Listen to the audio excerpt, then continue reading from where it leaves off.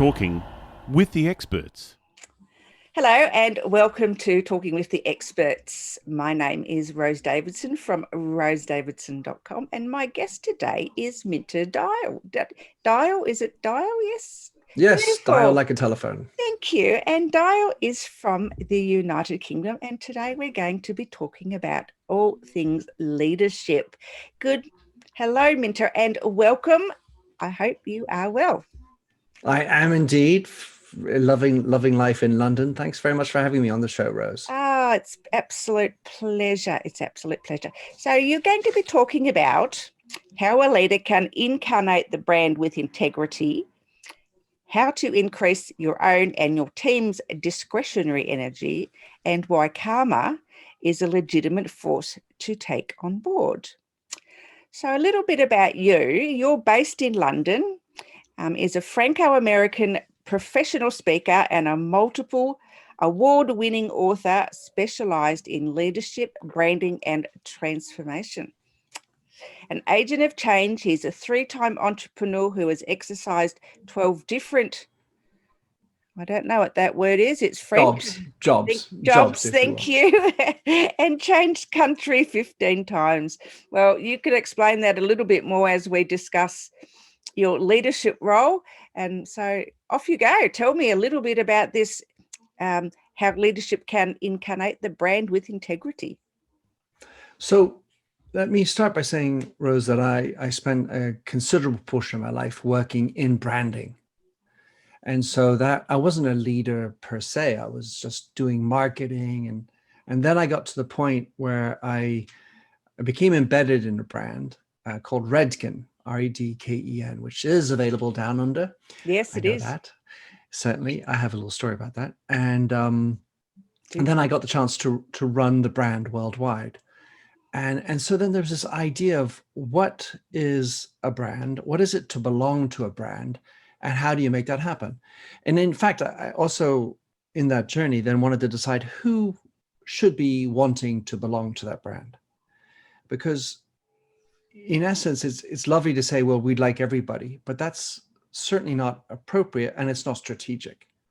So you need to think about who needs to belong, feel part of that brand. And what it became completely obvious to me was that as the leader of the brand worldwide, I needed to incarnate it.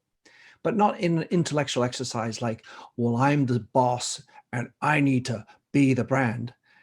I really dug in onto what does it look like to feel like the brand, to be the brand. And for those of you who can see, I have a little photograph on my desktop of my two kitties wearing Redken t-shirts. Yes. The point being it was a family exercise and it's personal. And as soon as you really allow it to be personal, which means that you feel synergies that sort of resonate in your heart, not in your head, then the chances are you can lead with greater integrity. Anyway, that's, I would say, for starters, this notion of incarnating a brand with integrity. You need to feel like it's a personal story and that your values are more or less aligned. And I say more or less because it's not about having perfect alignment. Perfection doesn't exist in any event. We are all different. Your version of integrity, by the way, could be different than my version of integrity, just because we come to words with different experiences and different, and the formulation of the language around even how we express it will be different. So it's about making it more or less aligned, your personal values with the values of the company. Oh, okay. I was expecting a little bit more about that, but that's okay. I was mesmerized by your explanation, and I thought, oh my God, that's just absolutely brilliant. And you've got such a soothing voice. And I thought, oh my God, I could just listen to that all day. Well, Rose, thank you very much. I also don't feel like I want to monopolize the airtime. It's your show. And so I also feel like it's relevant to So give and take, if you will. So how to increase one's and your team's discretionary energy was another topic that you alluded to. Can you just explain around that, please? All right. Well, so it actually needs to feed off the first story. So let me add in, if you will, Rose, this notion of integrity of a brand. So one of the things that many brand marketers do will be to give it a purpose, the purpose of my brand and a mission of my brand. And as you are fully aware, a lot of that is honky tonk. I don't know where that comes from, but that would be the expression. Yes. Yeah, and essentially annual reports written on walls, these missions basically gain eye rolling from so many people. Oh, well, yes, sure. Mm. And so when we were with Redken, when I was running Redken, the mission that we had, that I inherited, of course, I had nothing. It was the brilliance of the people before me, standing on shoulders of giants, as they say, was to earn a better living, live a better life. We were selling shampoos to hairdressers. Yes. And I can tell you that the time that the general manager of Australia, Redken Australia, was a true chum. And like me, we felt like we had a kindred spirit where our values were shareable. And specifically with Lino, we had a once a month telephone call. So I'd be in New York and Lino would so I'd be up early, 7 o'clock or so in New York. Lino would take the call at something like 7 p.m. and we'd talk for an hour. And what we were doing was transmitting, if you will, that relationship, not just talking biz, not just talking about the next products, but stuff, including our personal relationships. So this is a business relationship, but we allowed it to be personal. And to the extent that I was up at 7 a.m. and Lino was at 7 p.m., what you can see is that we were keen. Yes. And both of us, are like so many people in the organization, because everybody won't, but really so many people ascribed to our mission because they felt that it was real. Even though we're just selling shampoos, earn a better living, live a better life. And so on the first part is there's a very pragmatic element to it. We got to be in business. There's no point in doing good if you go out of business. No. So make everybody, allow everybody, including our employees, to earn a better living. And it's critical that the expression, that mission that we're stating, which is for this greater good of hairdressers to earn a better living, needs also to be believed and experienced by the employees. Because if all we're doing, Rose, is making everybody else rich, wait a second. Wait. What about me? Right? Yep. So what very oftentimes in companies, when they write these missions, they kind of forget the key stakeholders. They do. It's all about making good for everybody else, but then not having self-care. Yes.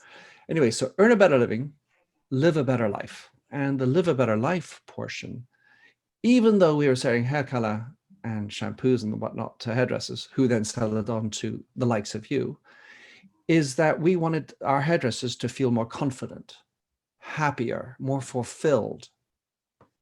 So, of course, we would help them understand how to be a better hairdresser, do the better accounts, but making them feel better. Why? Because more confident? Because every time they had in their hands a customer, it was also about transferring into them the confidence to go out with beautiful hair. Mm. But if you as the individual don't have confidence, that wears off on the customer experience. Yeah, I agree. If you're not confident in the product or the service that you're providing, then that can't rub off onto the person that you're providing it to. Yeah, not to mention the conversation you're having, because I recall my mother-in-law she would say, today is my day. It was the day that she was going to the hairdresser, and it was such an important marquee event in her day. And that conversation, well, there's I'm going to come out feeling good about my hair, and the conversation, catching up with my hairdresser, the intimacy that was there, intimacy. So this notion of confidence was really a critical one. How do you build up confidence in hairdressers who typically aren't, the ones who come with the biggest education, that necessarily have the biggest confidence, because they're artists, and artists, can struggle with these types of things, and so many other things. Anyway, the point is this: getting to discretionary energy is if you know why you're doing what you're doing, and it's going to give back to you. So the key point there is, well, if we're in business to make more money, that can sound like a purpose, but it's not a big purpose. My purpose is to make money or to make the shareholder rich. No. Doesn't sound so hot. Not No. going to motivate me. But if my purpose is to make hairdressers earn a better living, live a better life, to make their customers feel more confident, more beautiful, we're doing the world a service. And by the way, if I, as an employee, can also feel that I can earn a better living and live a better life, then that's going to motivate me as well. So the real notion of that within this idea of integrity, by the way, is to really push this idea down through the ranks from the inside out. And I call it the inside out model, where you need to feel the brand incarnated as the leader. And then the tightest inner circles are going to be your employees, then your key partners, sometimes stakeholders, could be distributors. In our case, it was often hairdressers who loved our brand, influential ambassadors, and so on. And then you have the hairdressers themselves. They're the ones who are buying the products, the buyer. Then there are the hairdressers who are the stylists at the station, but they don't necessarily see the counts or how much each product costs. No. Very different category of stylist. And then all of that goes down to the woman or man who's sitting in the stylist chair, who might then decide, oh, that smells good. What's that? Oh, that's a Redken shampoo and so on. And I'm not here to sell Redken. What I am here to sell, if you will, is the idea of creating a mission that's bigger than you, but making sure it works inside out from the key stakeholders in. And when you have that happening, when you know why you're in business and it has a material impact on you as an individual, when I say material, it can be spiritual, then we're talking about tapping into your discretionary energy. Well, that is a terrific explanation about that. I enjoyed that. That was great. Thank you. I never even knew such a concept existed until today. So that's great. Well, and here's the key point, if I can, Rose, which discretionary energy is the superior energy, because a lot of people do a lot of stuff. On average, we do a lot of stuff, everybody. But the problem is you need to be above average. How do you tap into that? And I'm not suggesting that you should work longer hours. I'm suggesting that you're able to jump out of bed as opposed to roll out of bed. Oh, yes. And that's the difference between the discretionary energy where, oh, fruits, I have to go to work. Yeah. Or, yay, I can't wait to go to work. Yeah. And, and even deal with the traffic to get there, should there be such a thing, and roll out of bed to get into the office right next door to my bed. That's it. Yes. I think lockdown's had its benefits for a lot of business owners, but we won't go there at the moment. Yeah, and benefits and sometimes not so good benefits. So it's a uneven playing field. Eh? It is. Yes, it is. So, okay. So why then would you describe karma as a legitimate force that people should take on board? Well, so let's start with what is karma. Because people everyone has their view of what karma is. Like, you do something bad to me, that's going to, go and you're going to receive it back tenfold or whatever that might be. But, I'll let you go. Well, so you're right. And that would go under the expression, what goes around comes around. Yes. There's another expression that people like to say that's associated with karma, which is life's a bitch. Yes, I love that right? saying. Well, so the real notion of karma is all about the intention and the action. And if you being the perpetrator of the action are aware of the integrity of your intention, then that is an important part of it. If you intend to do something and it's truly legitimate in your mind, beneficial to the other person, that is the good start. But then it needs the action. What are you going to do? Because just thinking about it, not doing it, wow, that's great. Yeah, I wish I woulda, I coulda, but you didn't. Yeah, woulda, coulda, shoulda. Yeah. Yeah. So nice intention and then action. Because by the way, the problem sometimes is the action may not be well received.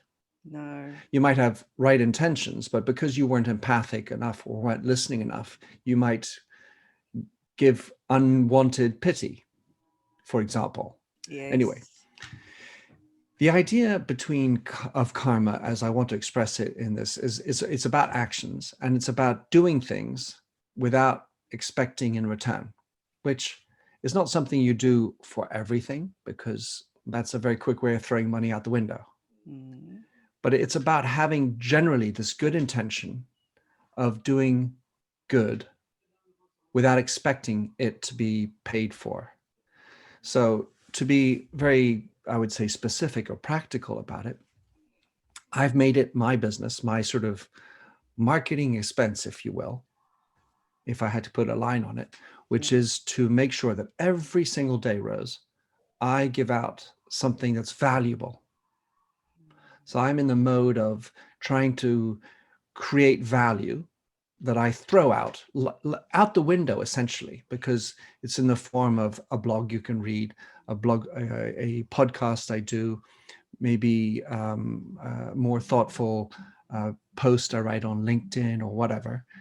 And if I get some likes, yay. But so what? Yeah, really, it's just about giving it out. I want it out there. And if it turns on one person, then I'm happy. But I don't need to know who that person is. That person doesn't need to contact me. And I don't expect anything from that person. No. I'm just trying to generate a little bit of a wave, a little bit sort of a giving forward idea. And in fact, yesterday, I think it was yesterday, was the day of giving. And in America, it's the is it 1st today? of December. Well, 1st of December. So today we're the 2nd as we record. But the idea of giving. And so karmic leadership is giving, being generous with your time, being generous with what sources you have of information, sharing these things out, as opposed to feeling guarded, being guarded about your own energy. Give out energy, exude the energy, and let that be a ripple effect down into whatever type of organization you're running and into other people. And ultimately, I feel that the good intentions behind that giving will do you well. It will make you feel better about yourself. You'll have that sort of other type of confidence, reassurance, probably resilience, because there's so much more pleasure in giving than in receiving. I mean, in my article I wrote recently, Rose, I was thinking, well, when I was a kid, I just loved getting gifts Christmas time. Yay, right? And that's a lovely place. Now the pleasure is so much more giving to my kids and seeing them light up when they receive. Yeah.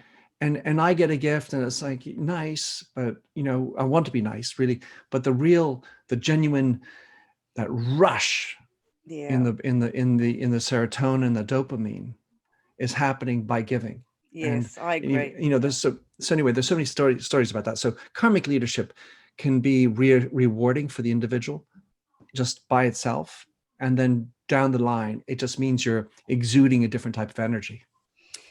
Okay, so I know your time is very short today, but I would just quickly like to know how a leader can be a leader and manage, and that leading and managing aren't exactly the same things.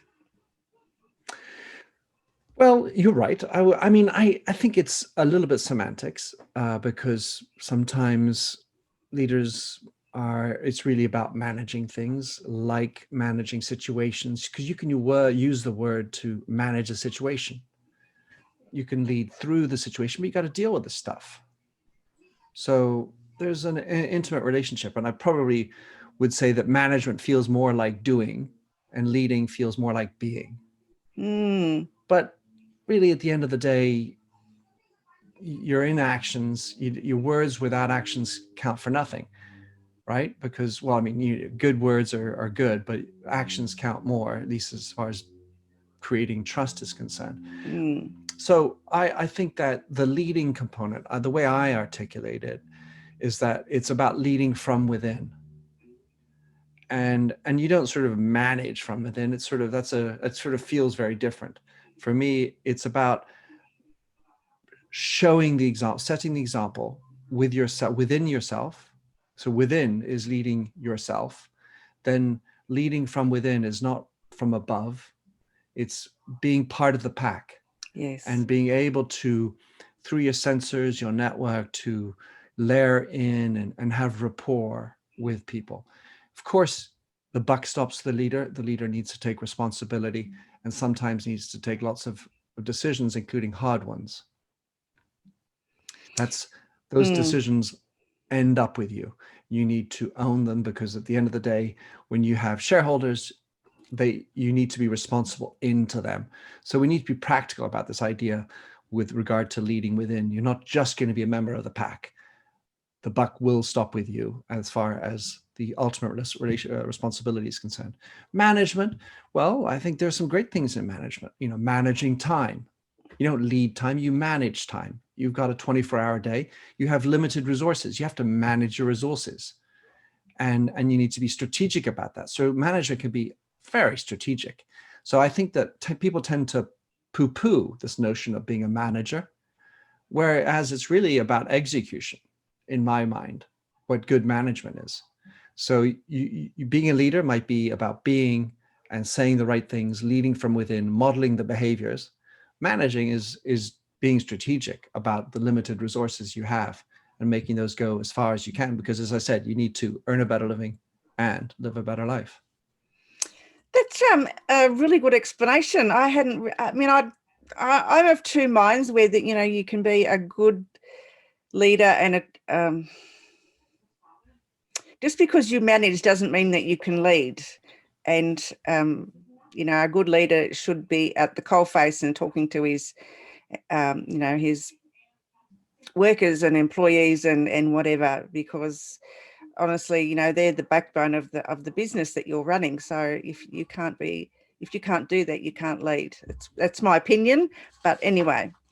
Well, I think to add to that, one of the key qualities of a great leader is to have the self-awareness of where I'm good and where I'm bad. And that's in the being component. I'm aware of who I am.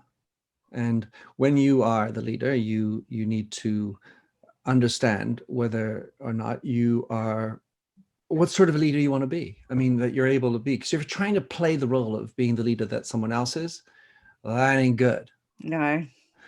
So you need to incarnate that in a way that fits with you. So digging in on who you are, and then according to your weaknesses, and you then need to surround yourself with a team that can compensate for you, so that in the management, you have a team that is capable of, if you're not so hot at P&Ls and finances, then you need to have a rock solid person in finance. If you're terrible at smelling out good candidates, well, then you need to have rock solid recruitment process and probably a great HR person, and so on and so forth, depending on your organization. But I think that a leader, my observation is a leader that's been in the business, knows the business, generally helps more than if you don't know about it. But then sometimes you come in, you parachuted into a new industry, because as I said before, I've done lots of different industries.